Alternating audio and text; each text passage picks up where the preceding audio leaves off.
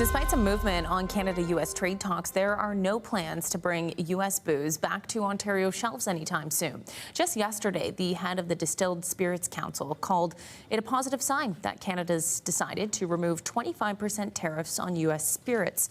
But he said it won't have much of an impact if provinces will refuse to sell U.S. liquor. In an email today, a spokesperson for Premier Ford said the province has no plans to start selling U.S. booze again in the future, and that the boycott, which has been underway for almost 6 months now, will continue until further notice. The council says Canada was the second largest market for U.S. spirit exports in 2024. The city of Stratford is looking for help finding some missing swans. The city says some of their iconic swans are unaccounted for. Sometimes they leave the main river and travel to nearby parks, ponds, or the golf course. The city doesn't use tracking devices, so officials are asking residents to keep an eye out for the birds. The mayor believes the city has about 13 swans, but they currently can't find 6 of them. We believe we have 6 swans that have wandered.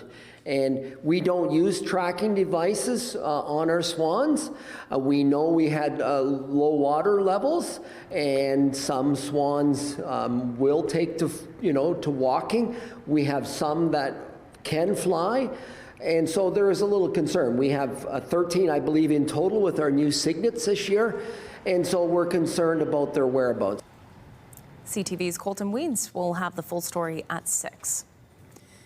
It may sound nuts, but University of Waterloo researchers are generating green energy using nut waste. They've developed an inexpensive device that generates enough electricity to power a calculator using only waste walnut shells and drops of water.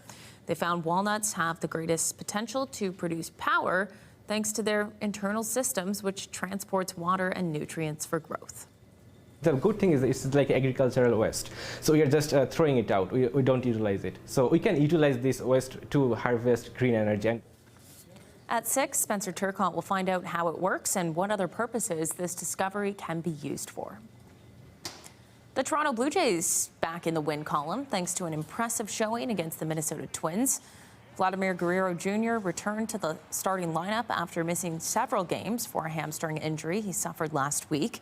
He drove home 2 runs in a big 6th inning for the Jays. They won the game 10-4. The two teams meet again tonight. And British rock band Oasis wrapping up its pair of much-anticipated concerts in Toronto last night.